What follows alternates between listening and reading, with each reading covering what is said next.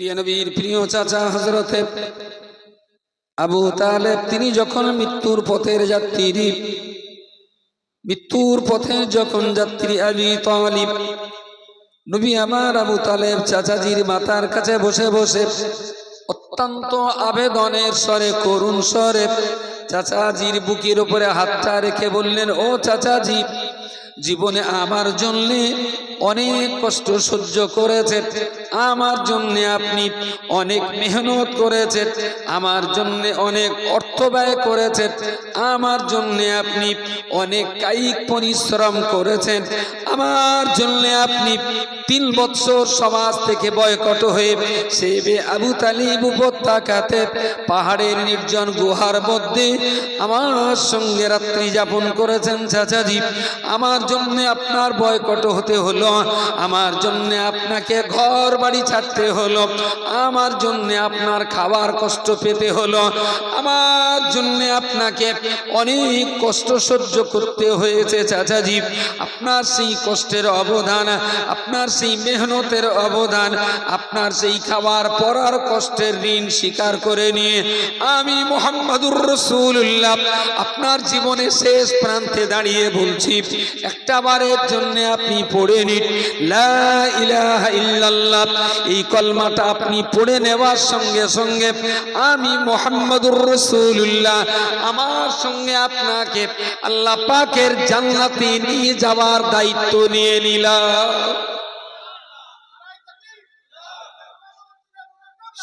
শুধু একবার শুধু বলুন, শুধু একবার মুখ দিয়ে মুখ ফেটে শুধু একটা বার বলুন, ওয়াহদাহু লা শারীকা লাহু, এক আল্লাহ ছাড়া দ্বিতীয় কোনো মাবুদ নেই। নামাজ পড়তে হবে না, রোজা করতে হবে না, হজ করতে হবে না, যাকাত দিতে হবে না, মৃত্যুর কিনারে দাঁড়িয়ে শুধু একবার বলুন, আল্লাহ ছাড়া কোনো মাবুদ নেই, আমি মুহাম্মদ আপনার জান্নাতের জামিনদার হয়ে যাব। আবু তালেবের কপালে কলমা জোটেনি।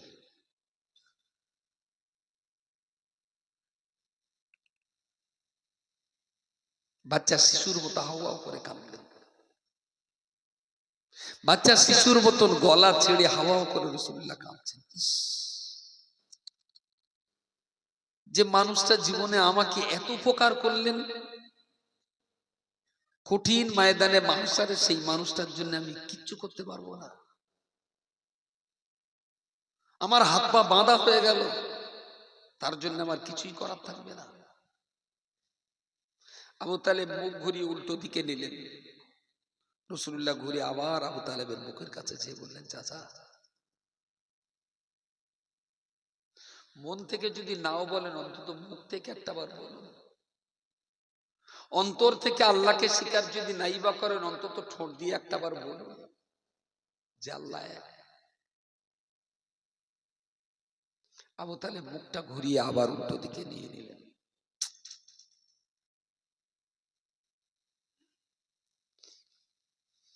নিজের বাপ মা হারার সংবাদ শুনে রাসূলুল্লাহ এত কাঁদেননি, কারণ কঠিন দিনে তিনি নিজের পাশে বাপ মাকে পান না, পেয়েছিলেন আবু তালেবকে। সেবে আবু তালেব গিরি গুহায় 3 বছর বন্দী। মুহররম, রজব, রমাদান, জিলহজ, আরব দেশের প্রথা এবং তৎকালীন যুগের রীতি অনুযায়ী এই রকম 4 মাস যুদ্ধ বিগ্রহ, মারামারি, কাটাকাটি নিষিদ্ধ ছিল, তারা করত না। এটা বহু প্রাচীন কাল থেকেই ছিল। এই মাস কটাতে কোনো মারামারি হতো না। 12 মাসের ভিতরে শুধু এই 4-5টা মাসেই ওই গুহার ভিতর থেকে ওনারা বাইরে বেরোতে পারতেন। যত বড়ই শত্রু হোক না কেন ওই দিনগুলোতে ওরা কোনো শত্রুকে মারত না। এটা ওদের দেশীয় প্রথা ছিল তখনকার দিনে। এই 3-4টে মাসে সেবে আবু তালেব গিরি গুহায় বন্দী থাকা। প্রিয় রাসূল বাইরে আসতেন, পথচারী, মুসাফির, বণিক কাফেলা, হজের মরশুমে বিদেশ থেকে আসা হাজি, তাদের কাছ থেকে কিছু সংগ্রহ করে দিয়ে মাসের শেষ তারিখ পার হতে না হতে আবার ওই গুহার ভিতরে ঢুকে যেতে হতো। ওই আবু তালিব, ওই আলী, ওই খাদিজা, বনি হাসিম গোত্রের আরো অনেকেই ওরা রাসূলুল্লাহর সঙ্গে রাত কাটাতো। কারণ কুরাইশটা চেয়েছিল হাসিবি বংশের মানুষের কাছে, মুহাম্মদকে আমাদের হাতে তুলে দাও। আবু তালেব বলেছিল, আমি বেঁচে থাকতে আমার মুহাম্মদকে তোমাদের হাতে তুলে দিতে পারি না। শুধুমাত্র নবীর নিরাপত্তা দিতেই আবু তালেবকে 3 বছর ওই গুহায় কাটাতে হলো।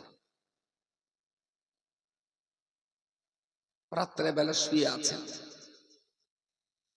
আবু তালেব, বুড়ো মানুষ, নিজের জায়গা থেকে অন্ধকারে উঠে আস্তে আস্তে এসে রাসূলুল্লাহর গায়ে হাত দিয়ে ডেকে বললেন, মুহাম্মদ ওঠো। বললেন, চাচাজি এত রাত্রে উঠতে বলছেন? তা বলছেন, তুমি এখানে প্রতিদিন শো, বলা যায় না এই খবর যদি বাইরে গিয়ে থাকে, হয়তোবা চোরাগোপ্তা ভাবে কেউ এসে অন্ধকারে তোমার গলায়, তোমার দেহে তলোয়ার চালিয়ে দিতে পারে। তুমি উঠে ভিতরের দিকে যাও, তোমার জায়গাটাকে আমি শুয়ে পড়ি, যদি মরতে হয় আমি আবু তালেব মরি, তোমাকে এই দুনিয়ার কাজের জন্য বেঁচে থাকার খুব প্রয়োজন। ভাইপোকে তুলে ভিতরের দিকে দিয়ে ভাইপোর জায়গায় চাচা নিজে শুয়ে পড়লেন। ওরা রাতের অন্ধকারে মারে তো আমাকে মারো, তুমি নিরাপদ জায়গায় নিরাপত্তায় থাকো। প্রিয় নবী মুহাম্মদুর রাসূলুল্লাহ সাল্লাল্লাহু আলাইহি ওয়াসাল্লাম আবু তালেব এই কলমা না পড়ার কারণে তিনি এত কান্না কেঁদেছিলেন, এত কান্না কেঁদেছিলেন। তার জীবনে এমন কান্না, মানবিক কারণে এমন কান্না, মায়া মমতার এমন কান্না, সম্ভবত তিনি তার জীবনে খুব কমই কেঁদেছিলেন।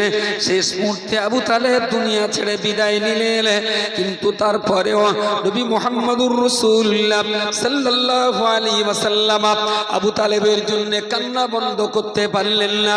আমার আল্লাহ পাক রব্বুল আলামিন বিশ্ব নবীকে লক্ষ্য করে বললেন, ইন্নাকা লা তাহদি মান আহবাবতা, ইন্নাকা লা তাহদি মান আহবাবতা, ইয়া রাসূলুল্লাহ, ইয়া হাবিবাল্লাহ, আপনি কি হেদায়েতের মালিক যে আপনি যাকে ইচ্ছা তাকে কলমা পড়াবেন? আমি আল্লাহ পাক আপনাকে তো এই ক্ষমতা দেই নাই। ওয়ালাকিন্নাল্লাহ ইয়াহদি মান ইয়াশা, বরং আমি আল্লাহ যাকে ইচ্ছা করি তাকেই তো হেদায়েত দান করি। হুজুর, হেদায়েতের চাবি তো আপনার হাতে না, আপনি অবুঝলে হবে। চাচা আপনার প্রতি অনেক অবদান রেখেছে, তাই কি আপনি আপনার ইচ্ছা মতোই চাচাকে কলমা পড়িয়ে জান্নাতে নিয়ে যাবেন? সেটা কখনো হয়? হেদায়েতটা আমার হাতে। ওয়ালাকিন্নাল্লাহ ইয়াহদি মান ইয়াশা, আপনি যার ইচ্ছা করবেন তাকে কলমা পড়াবেন, এটা হবে না। কে কলমা পড়বে আর না পড়বে ওটা আমি আল্লাহ, আমার কুদরতি শক্তি আর আমার ইশারার উপরে নির্ভর করছে। জোরে বলুন সুবহানাল্লাহ। প্রিয় শ্রোতা মণ্ডলী, আপনি আপনার জীবনে নবীর জন্য এক ফোঁটা কাজ আপনি করতে পারেননি। ওহদের ময়দানে কঠিন মুসিবতে নবীর কোনো কাজে আপনার লাগেনি। ও আপনার হিজরতের রাত্রিবেলা নবীর কোনো উপকার আপনি করতে পারেননি। আবু তালেব গিরি গুহাতে রাসূলুল্লাহর কোনো উপকার করতে পারেননি। রাসূলুল্লাহর কষ্টের দিনেতে এক কাপ চা, এক পিস রুটি রাসূলুল্লাহকে খাওয়াতে পারেননি। কঠিন অভাবের তাড়নাতে বিশ্ব নবীকে মাঠে ময়দানে ছাগল চড়াতে হয়েছে। সেদিন এক গ্লাস পানি নিয়ে রাসূলুল্লাহর সামনে দাঁড়াতে পারেননি। পেটে পাথর বেঁধে নবী আমার জঙ্গে আহজাবে লড়াই চালিয়ে গেছেন। রাসূলুল্লাহর সামনে সেদিন এক টুকরো রুটি নিয়ে আমি আপনি দাঁড়াতে পারিনি। বিশ্বনবী মুহাম্মদুর রাসূলুল্লাহ অভাবের তাড়নায় মার্কেটে আপনার মুঠিগিরির দায়িত্ব পালন করেছেন। সেদিন তো আমি আপনি রাসূলুল্লাহর ক্ষুধা নিবারণ করার জন্য এক পিস বিস্কুট নিয়ে তার সামনে দাঁড়াতে পারিনি। নবী মুহাম্মদুর রাসূলুল্লাহ সাল্লাল্লাহু আলাইহি ওয়াসাল্লামকে ওদের ময়দানে তার দাঁত শহীদ করে দেওয়া হলো। মাথায় তলোয়ার মেরে শিরস্তারান ফেটে মাথার হাড়ের ভিতরে ঢুকে গেল। সেই দিন তো আমি আপনি নবী মুহাম্মদুর রাসূলুল্লাহ সাল্লাল্লাহু আলাইহি ওয়াসাল্লামকে এক পিস ঔষধ খাওয়াতে পারিনি। বিশ্ব নবী মুহাম্মদুর রাসূলুল্লাহ সাল্লাল্লাহু আলাইহি ওয়াসাল্লাম বদর যুদ্ধে কঠিন মুসিবতের সময়তে আমি আপনি তো রাসূলুল্লাহকে বডিগার্ডের মতন হেফাজত করতে পারিনি। আল্লাহ পাকের নবী মুহাম্মদুর রাসূলুল্লাহর খাওয়ায় পড়ায় জীবন জিন্দেগি চলা ফেরায় কিংবা ওঠা বসায় আমার রাসূলুল্লাহর 63 বছরের জীবনেতে আমি আপনি একটা মিনিটও আমার নবীর কোন রকমের কোনো উপকার করতে পারিনি। রাসূলুল্লাহর কোনো কাজে লাগতে পারিনি। এক গাল ভাত আমার নবীকে খাওয়াতে পারিনি। এক পিস রুটিও নবীকে দিতে পারিনি। বিশ্ব নবী আমার গারে হেরার আপনার আবু তালেব উপত্যকার ওই গিরি গুহাতে 3 মাস বন্দী ছিলেন। নবী সাহাবী পরের কেনা গোলাম হযরতে খুবাইব রাদিয়াল্লাহু আনহু গভীর রাতে কাঁদতে এক পিস রুটি নিয়ে গভীর অন্ধকার রাত্রে বেলায় রাসূলুল্লাহর আবু তালেব গিরি গুহার দরজার সামনে হাজির হয়ে ডাক দিলেন, ইয়া রাসূলুল্লাহ, ইয়া হাবিবাল্লাহ, আপনি কি এর ভিতরে মওজুদ রয়েছেন? বিশ্বনবী আমার জবাব দিলেন, মান আনতা, তুমি কে? বেলাল বাইরে থেকে জবাব দিয়ে বললেন, ইয়া রাসূলুল্লাহ, আনা বিল্লাল ইবনে আদি, ইয়া রাসূলুল্লাহ, আমি আদির পুত্র বেলাল এসেছি। নবী আমার পর্দা সরিয়ে দিলেন। বেলাল ভিতরে প্রবেশ করলেন। বেলাল রাসূলুল্লাহর বুকে জড়িয়ে ধরে কপাল চুম্বন করে বললেন, ইয়া রাসূলুল্লাহ, ইয়া হাবিবাল্লাহ, দিনের জন্য এখানে আপনি বন্দী হয়ে আছেন, আল্লাহর একত্ববাদের জন্য এই জায়গায় বন্দী হয়ে রয়েছেন। আমার কাছে সংবাদ গেছে খাবার অভাবে এখানকার ঘাস কি জীবন ধারণ করছেন। আমার কাছে সংবাদ রয়েছে মরুভূমির কচি কচি ঘাস পাতা খাওয়ার কারণে কঠিন কষ্টে আপনার কাল যাপন করতে হচ্ছে। ইয়া রাসূলুল্লাহ, ইয়া হাবিবাল্লাহ, সারা দিনের পশুর মতন খাটনি খাটার পরেতে আমার মহাজন আজকে রাত্রি বেলাতে আমার এক পিস রুটি দিয়েছে। ইয়া রাসূলুল্লাহ, আমার সারা দিনের কিছু খাওয়া হয়নি। কঠিন উদারের জঠর জ্বালা যন্ত্রণা থামা চাপা দিয়ে আমার ন্যায্য পাওনা এক পিস রুটি আপনার চরণে কোরবান করে দিলাম, আপনার হাতে তুলে দিলাম। ইয়া রাসূলুল্লাহ, ইয়া হাবিবাল্লাহ, আর কতদিন এই গিরি গুহার মাঝখানে আর কতদিন ঘাস খেয়ে জীবন যাপন করবেন? আমার এই রুটিটা যদি আপনাকে খাওয়াতে পারি আমি বেলাল, আমার জীবন বড় ধন্য হয়ে যাবে। নবী আমার সেই রুটি বেলালের গালে দিলেন, নিজে এক টুকরো রুটি পান করলেন। আজকে আমরা অনেক দামি বাড়িতে শুতে পারি, অনেক দামি খাবার খেতে পারি, অনেক দামি কাপড় আমরা পরতে পারি, অনেক দামি দামি গাড়ি ঘোড়া আমরা চাপতে পারি, কিন্তু বেলালের মতো মানুষ, বেলালের মতো হাবশি নাইজেরিয়ান কেনা গোলাম সারা দিনের কষ্টের বিনিময়ে পাওয়া তার এক পিস রুটি নবীকে দান করেছিলেন। গোটা দুনিয়া যদি এক পাল্লায় চাপিয়ে দেওয়া হয়, বেলালের আর একটা রুটি যদি আর এক পাল্লায় চাপিয়ে দেওয়া হয়, আল্লাহর ইশক আর মহব্বতের কারণে বেলালের রুটির পাল্লা আল্লাহর কাছে ভারী হবে।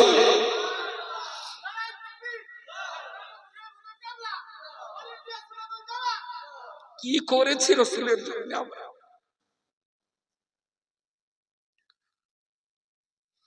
জীবনের 60, 70, 50, 80, 20, 30 কেটে গেল, আমরা আমাদের জীবনে রাসূলুল্লাহর কঠিন মুসিবতে কোন উপকারে এসেছিলাম যে তিনি আমাদের দ্বারা উপকৃত হয়েছেন? এক শস্য দানা পরিবার, তার উপকারে আমরা আসি। আবু তালেব যে নবীকে এত উপকার করেছিল, এত উপকার করেছিল, এত কঠিন সময়ে বন্ধু হিসাবে পাশে ছিলেন, এত কঠিন সময়ে আবু তালেব তা আপনার ভাইপো মুহাম্মদকে বুকের ভিতরে আগলে রেখেছিলেন। সেই আবু তালেবের জীবনের ভয়ঙ্করতম ভুল ছিল মুহাম্মদকে এত কঠিন ভালোবেসেছে, আপন করেছে কেবলমাত্র ভাইপো মুহাম্মদ হিসাবে। যদি একটা বারের জন্য আবু তালিবে মুহাম্মাদুর রাসূলুল্লাহর চোখে যদি মুহাম্মদকে একটা বার দেখতেন, তাহলে নিশ্চিত আবু তালেবের কপাল এমন পোড়া পুড়ে যেত না। আবু তালেব দেখেছিল ভাইপোর চোখে, মুহাম্মাদুর রাসূলুল্লাহর চোখে আবু তালেব কখনো মুহাম্মদকে দেখেনি। যার জন্যে রাসূলুল্লাহর জীবনে এত উপকার করার পরেও আবু তালেব ব্যর্থ। আমরা নবীর জীবন জিন্দেগিতে কোন উপকারে আসতে না পারলেও রাসূলুল্লাহকে আমরা চিনেছি মুহাম্মাদুর রাসূল হিসাবে, এটা আমাদের জীবনের অনেক বড় পাওনা। কত বড় পাওনা তা সম্ভবত গাঁড়াকুপি ঝুরুলির মুসলমানদের ওজন করার বাটখারা নেই। আপনি কতটা ভাগ্যবান, আপনি কতটা তকদীর প্রশস্ত আপনার। নবীকে দেখেননি, নবীর কোনো উপকারে আসেননি, নবীর কোনো কাজে আপনি লাগেননি, এরপরেও আপনি খুব ভিতর থেকে বিশ্বাস করেছেন মুহাম্মদ আল্লাহর নবী। এই কথাটার দাম কত, এই কথাটার মান কত, এই কথাটার মর্যাদা কত, এই কথাটা কত গুরুত্বপূর্ণ। আর এই কথাটাই আপনাকে পারে জাহান্নাম থেকে বাঁচিয়ে জান্নাতের দোরগোড়ায় পৌঁছে দিতে। বলুন সকলে সুবহানাল্লাহ। এই জাররা পরিমাণ ঈমানের ছোট্ট একটা চারা গাছ যেটা আপনার ভিতরে আছে, আমরা চেষ্টা করছি ঝুরুলি গাঁড়াকুপির প্রত্যেকটা পরিবারের প্রতিটি ঈমানদারের ওই ঈমানের ছোট্ট চারা গাছটার গোড়ায় সৎকর্মকাণ্ডের কিছু পানি আর সার মাটি যদি ঈমানের গাছের গোড়াটায় দেওয়া যায়, তারই জন্য এই প্রতিষ্ঠান, তারই জন্য শিক্ষা, তারই জন্য দীক্ষা। যেখান থেকে ঈমানের গাছের গোড়ায় যদি ফোঁটা ফোঁটা করে জল ঢালতে পারি একদিন, তাহলে নিশ্চয়ই ওই গাছটা ধীরে ধীরে ধীরে ধীরে বড় হবে।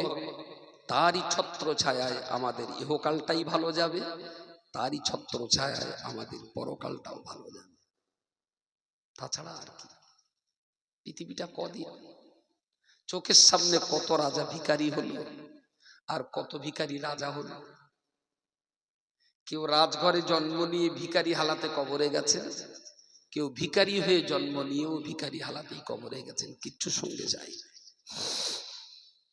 কিচ্ছু সঙ্গে যায়।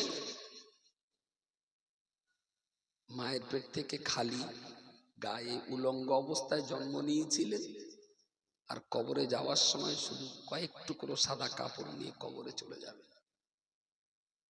পার্থক্য শুধু এটাই, আর কিছু না।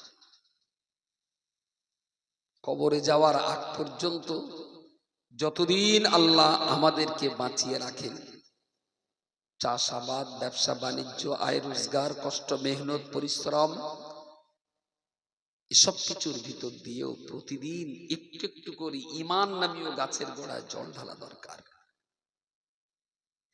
আর সেই ঈমানের গাছের গোড়ায় পানি ঢেলে গাছটাকে বড় করবার প্রচেষ্টা আর প্রয়াসের কেন্দ্রবিন্দু আর সেন্টার হিসাবে আমরা আমাদের সন্তানের মতো করে লালন পালন করছি আমাদের এই প্রতিষ্ঠানগুলোকে।